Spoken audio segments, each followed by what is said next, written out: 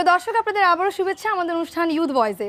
আমরা বিরতিতে যাওয়ার আগে যে আলোচনায় ছিলাম যে বিষয়টি নিয়ে, যে বাংলাদেশের স্বাধীনতা আমাদের গর্ব, আমরা আলোচনায় ছিলাম আমাদের আজকের প্যানেলিস্টদের সঙ্গে। এখন চলে যাবো আমাদের আজকের শিক্ষার্থীদের কাছে, আমাদের আজকের অডিয়েন্সের কাছে, এবং জানতে চাবো তাদের কি প্রশ্ন আছে আমাদের আজকের প্যানেলিস্টদের কাছে আমাদের আজকের আলোচনার বিষয় নিয়ে। কারা প্রশ্ন করতে চান? জি ভাইয়া, আপনি। আজকে স্বাধীনতার ৪৩ বছর পরেও কি আমরা পুরোপুরি স্বাধীন হতে পেরেছি? স্যার, চলে যাবো আপনার কাছে। হ্যাঁ, আমরা স্বাধীন আছি। বঙ্গবন্ধু কিন্তু দুটো কথা বলেছিল, এবারের সংগ্রাম আমাদের মুক্তির সংগ্রাম, এবারের সংগ্রাম স্বাধীনতার সংগ্রাম। আমরা রাজনৈতিক স্বাধীনতা 1971 সালে 16ই ডিসেম্বর অর্জন করেছি। মুক্তির লড়াই কিন্তু আমাদের এখনো শেষ হয়নি। যে কথা বলেছ, প্রশ্নকর্তা যেটা বলেছে যে আজ স্বাধীনতা বিরোধী চক্র তারা যে সন্ত্রাস করছে, আজ মৌলবাদী চক্র সাম্প্রদায়িকতার জন্ম দিচ্ছে, যেগুলো আমাদের স্বাধীনতার যুদ্ধে আমরা পিছনে ফেলে এসেছিলাম তাকে নতুন করে আবার সামনে টেনে এনেছে। হ্যাঁ, আমাদের নতুন প্রজন্ম, আগামী প্রজন্মকে তাদের বিরুদ্ধে লড়াই করে নিজেদের স্বাধীন অবস্থানটাকে ধরে রাখতে হবে। ধন্যবাদ। আমরা আরও কিছু প্রশ্ন নিব। জি ভাই, আপনি। আমরা সাধারণ যে নাগরিক, আসলে নাগরিকের কি কি পাওয়া, সরকারের কাছ থেকে আমাদের যে পাওয়াটা, যেমন অন্ন, বস্ত্র, বাসস্থান, শিক্ষা এবং নারীদের ক্ষমতায়ন, এগুলো যে আছে, আসলে আমাদের ফান্ডামেন্টাল যেটা, আসলে এটাকে আমরা সরকারের কাছ থেকে বা রাষ্ট্রের কাছ থেকে আদৌ কি আমরা এটা থেকে কোনো সুব্যবস্থা পাচ্ছি? আমরা এই প্রশ্ন নিয়ে সম্পাদক রানা ভাই আপনার কাছে চলে যাব এবং জানতে চাবো আপনি কিভাবে প্রশ্নের উত্তরটি দিতে চান। আমরা যদি একদম সাদা চোখে বলি তাহলে আমরা পাচ্ছি না। কারণ হচ্ছে এখন তো আসলে কম্পেয়ারের অনেকগুলো জায়গা আছে। আমরা যদি ডেভেলপ উন্নত দেশগুলোর দিকে তাকাই, তারা কীভাবে তাদের স্বাধীনতা, তাদের অধিকার পাচ্ছে, সরকার কীভাবে তাদের অধিকার পূরণ করছে, তো সেই দিকে যদি আমরা এখন কম্পেয়ার করি, কারণ এখন বিশ্বায়নের যুগে আমরা খুব সহজেই এখানে বসে আমেরিকায় আজকে এক মিনিট আগে কী হচ্ছে সেটা দেখে ফেলতে পারি। তো ওই দিকে কম্পেয়ার করলে আমরা খুব সাদামাটাভাবেই বলতে পারি যে হ্যাঁ, আমরা পাচ্ছি না। কিন্তু পাচ্ছি না কেন, তার পেছনে কিছু ব্যাপার থাকে। সেটা হচ্ছে যে আমাদের স্বাদ থাকে কিন্তু সাধ্য থাকে না। আমরা এখনও হচ্ছে গরিব একটা দেশ। আমরা আশা করি যে এটা বেশি দিন আমরা থাকবো না। সো কিছু লিমিটেশনস তো আমাদের থাকবেই, আমরা চাইলেই অনেক কিছু করতে পারবো না। সেই জায়গাগুলো আসলে মেনে নিতে হবে এবং কিছু দায় দায়িত্ব আসলে নিজেদের নিতে হবে। ধরা যাক আমরা যদি অনেক বড় বড় শাহবাগের কথা যদি বলি, আমাদের এখানে যে জাগরণটা হলো বা হচ্ছে 52, 71 কিংবা পৃথিবীর অন্যান্য বড় জাগরণ, কোথাও কিন্তু কোনো কনস্টিটিউশন কোনো নীতিমালা, কোনো ধারা এগুলো মেনে আমার যেটা অধিকার আমি সেটা পাচ্ছি কি না, না পেলে সেটা আমার কীভাবে আদায় করতে হবে সেটা আসলে আমাকেই ধারণ করতে হবে, নিতে হবে। সো আমরা সরকার থেকে পাচ্ছি না, সরকারি অনেক কিছুই হয়তো আমাদের সরকার করতে পারছে না, আমরা করছি না। বড় বড় ইন্ডাস্ট্রি কিংবা হচ্ছে কলকারখানা প্রাইভেটলি হচ্ছে, আমরা যদি দেখি যে আমাদের দেশের সবচেয়ে বড় বিল্ডিংটা কোনটা, প্রাইভেট সেকশনে। আমরা যদি দেখি যে এরকম অনেকগুলো জায়গা আছে সাফল্য, সেগুলো হচ্ছে প্রাইভেট সেকশনে শুধু। তো আমাদের হচ্ছে গরিব দেশ, তো সরকারের দিকে তাকিয়ে থাকলে আসলে আমাদের সব কিছু পাওয়া হবে না, কারণ তাদের সরকারেরও তো লিমিটেশনস আছে। আমরা এখন পর্যন্ত সঠিক হয়তো আমাদের ট্যাক্সটা বা হচ্ছে আমাদের ইনকাম ট্যাক্সটাও দিই না। তো সরকার কোত্থেকে দিবে? সরকারকে তো লোন করতে হয়। তো নিজেদের এইটা পাচ্ছি কি না, এটার জন্য আসলে আরও কিছুদিন ওয়েট করতে হবে। ধন্যবাদ। আমরা আরও কিছু প্রশ্ন নিব। আপনারা কারা প্রশ্ন করবেন? জি ভাই, আপনি। আসসালামু আলাইকুম।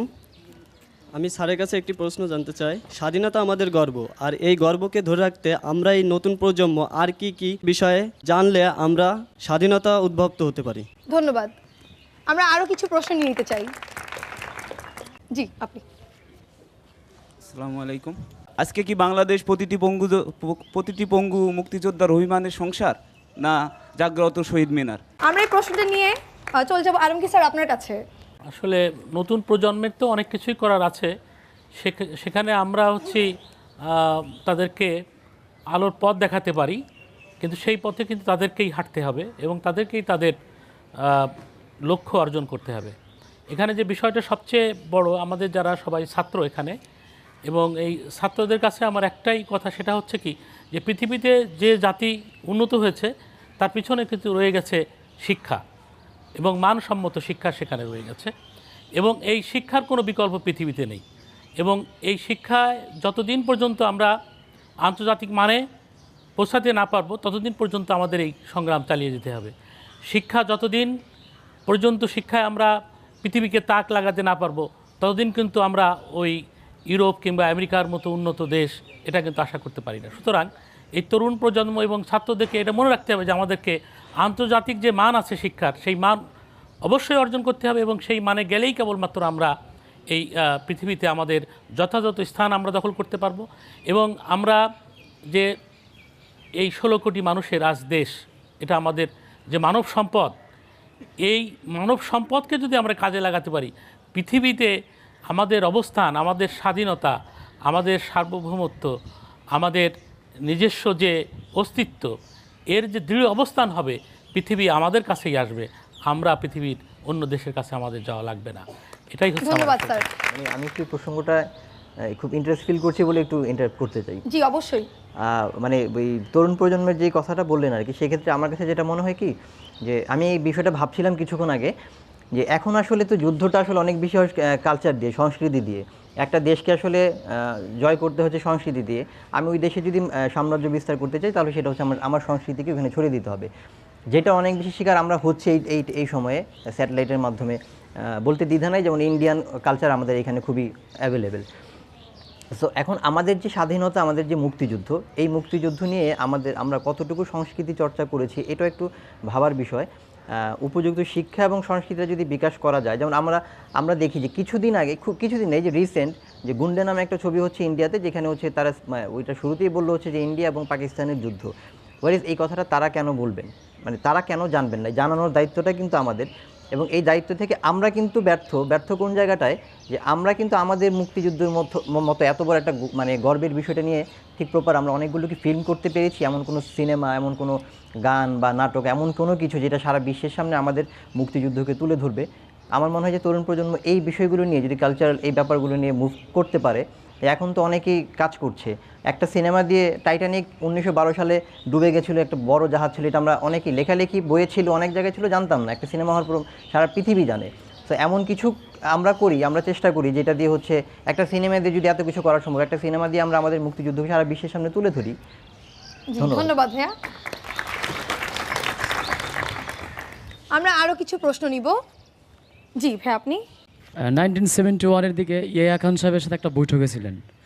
তো ইয়াহিয়া খান সাহেব শেখ সাহেবকে একটা প্রশ্ন করছিলেন যে শেখ সাহেব, আপনি তো কথায় কথায় এবং কি আপনার ভাষণে বলেন যে জয় বাংলা, আসলে জয় বাংলার অর্থটা কী? তো তখন বঙ্গবন্ধু বলেছিলেন যে আসলে আমি মৃত্যুর সময় যদি 1 সেকেন্ড সময় পাই, আমি কালেমা পড়ার সাথে সাথে আমি তখন যদি 1 সেকেন্ড সময় পাই তখনও বলবো যে জয় বাংলা। আসলে বঙ্গবন্ধু শেখ মুজিবুর রহমান জয় বাংলা মিনিংটা কীভাবে বুঝিয়েছেন আসলে আমি ক্লিয়ার না স্যার।